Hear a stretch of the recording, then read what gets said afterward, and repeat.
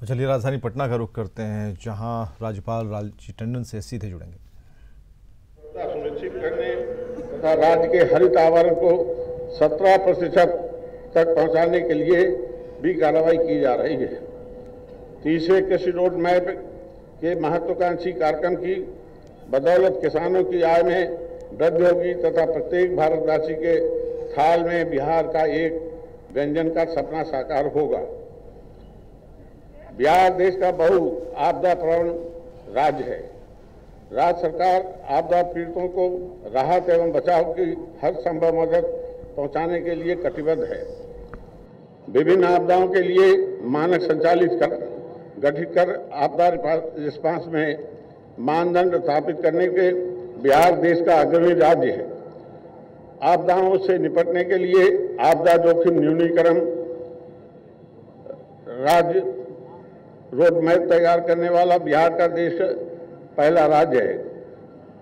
पिछले कई वर्षों से मानसून के लगभग असामान्य व्यवहार की वजह तरह कि गत वर्ष भी मानसून असामान्य रहा है। गत वर्ष अल्प वर्षा के कारण खरीफ फसलों की क्षति को देखते हुए राज्य के 24 जिलों में 277 प्रखंडों को सूखाग्रस्त घोषित किया गया। सूखे से निपटने के लिए राज्य सरकार ने सभी प्रकार की तैयारियां की हैं। किसानों को राहत प्रदान करने के लिए इनपुट सब्सिडी की रकम सीधे उनके खातों में दी जा रही है। डीजल अनुदान की दर को बढ़ाकर 50 रुपये प्रति लीटर किया गया है तथा खरीफ एवं रबी फसलों के लिए अनुमन्य पटवन की संख्या को भी बढ़ाया गया है।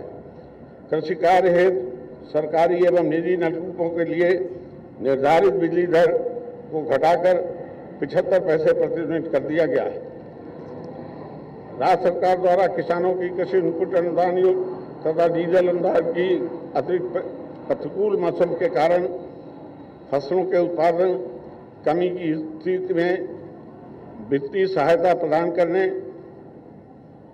के लिए बिहार राज्य फसल सहायता योजना लागू की गई है। पेयजल की समस्या से निपटने के लिए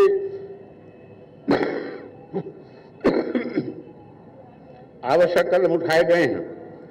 सुशासन के कार्यक्रम के तहत विकसित बिहार के 7 निश्चय के मिशन मोड में क्रियान्वयन पर्यवेक्षण एवं परामर्श से गठित बिहार विकास मिशन द्वारा 7 निश्चय के क्रियान्वयन के अन्य विभागों की योजनाओं को अनुश्रवण करने का व्यवस्था की गई है।